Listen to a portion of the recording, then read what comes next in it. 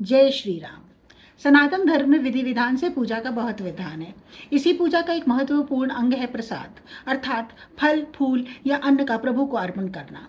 प्रसाद वह भोजन या फल आदि है जो हिंदू धर्म में एक धार्मिक भेंट स्वरूप हम भगवान को अर्पण करते हैं और उनके आशीर्वाद से वह भोजन प्रसाद बन जाता है, जो कि फिर पूजकों द्वारा खाया जाता है। अब प्रश्न यह उठता है कि आप प्रसाद चढ़ाते क्यों हैं? क्या भगवान को प्रसाद हम भगवान को खिलाने के लिए चढ़ाते हैं, या फिर इसमें भी हमारा कुछ स्वार्थ निहित है? एक कहावत है कि जैसा अन्न होगा वैसा ही मन होगा, जैसा आहार होगा वैसे ही विचार होंगे। इसलिए हमें खाने से पहले भोजन का भोग जरूर लगाना चाहिए। इस फास्ट मूविंग जिंदगी में किसी के पास इतना समय नहीं है कि वो भोजन की गुणवत्ता के संदर्भ में अधिक सोचे। जो भी खाना हमारे सामने आता है हम उसका स्वाद और हाइजीन देखकर उसे ग्रहण कर लेते हैं, क्योंकि इससे अधिक हमारा कंट्रोल उस खाने पर है ही नहीं। हमने यह भी सुना है यदि कोई खुश मन से खाना बनाए तो उस भोजन का विशेष स्वाद होता है। यह इसलिए होता है क्योंकि उसकी चेतना का प्रभाव उस भोजन पर पड़ता है। सच्चाई तो यह है कि हर उस व्यक्ति की चेतना का प्रभाव अन्न पर पड़ता है जिसके हाथों से वह होकर को गुजरा है। उदाहरण, किसने उसे बोया, किसने उसकी सेवा की, बड़ा किया, किसने उसे काटा, किस दुकान से उसको खरीदा गया और अंत में किसने उसे पकाया, किसने उसे परोसा। किसान, डिस्ट्रीब्यूटर, कुक, दुकानदार, सबकी चेतना का असर उस भोजन पर पड़ना स्वाभाविक है। तो जिसकी जैसी चेतना रही होगी उसका असर भोजन ग्रहण करने वाले पर अवश्य पड़ेगा।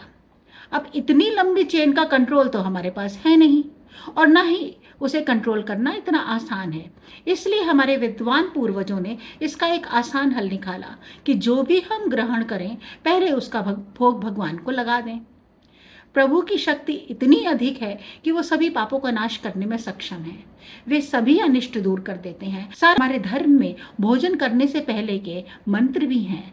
अन्नः ब्रह्मा रसम विष्णु भोक्ता देवो जनार्दनम एवं ध्यात्वा तथा ज्ञात्वा अन्य दोषो न लिप्यते। अर्थात अन्न में ब्रह्मा है, रस में विष्णु है, भोजन करने वाले जो जन हैं इनका ध्यान करके भोजन करें तो अन्न के दोष मिट जाते हैं। यजुर्वेद के चैप्टर 11 के वर्ष 83 में भी कुछ इसी प्रकार से अन्न के बारे में कहा गया है, जिसका अर्थ है कि नाना प्रकार के अन्नों के दाता प्रभु आप रोग रहित पुष्टिकारक अन्न देकर ओज प्रदान करें। ऐसी मान्यता है कि भोग लगाने के बाद ग्रहण किया गया अन्न दिव्य हो जाता है, क्योंकि उस भोजन में भगवान की ऊर्जा से दिव्यता आ जाती है। श्रीमद् भागवत गीता में भगवान कृष्ण कहते हैं कि जो कोई भक्त प्रेम पूर्वक मुझे फूल, फल, अन्न, जल आदि अर्पण करता है उसे मैं सगुण प्रकट होकर के ग्रहण करता हूँ। एक भजन है जिसकी की पंक्तियां हैं, ऐसा भोग लगाओ मेरे प्रभु जी, सब अमृत हो जाए मेरे भगवान। तो इसी अमृत की चाह में भोग लगाया जाता है।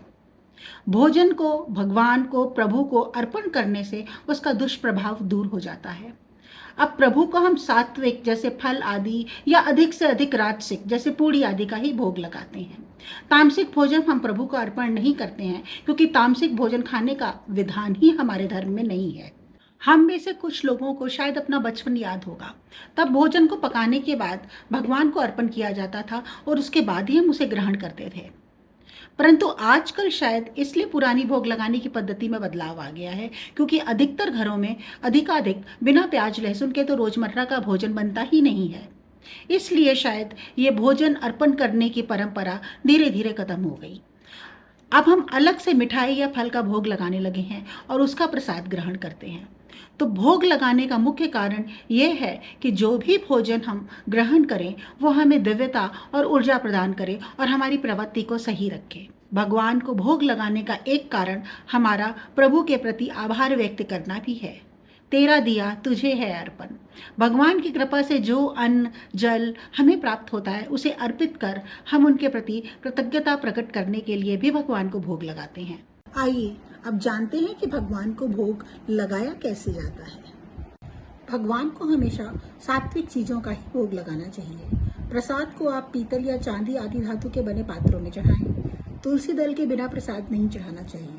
तुलसी दल बहुत महत्वपूर्ण है, परंतु शिव जी और गणेश जी के पूजन में तुलसी दल का प्रयोग नहीं करना चाहिए।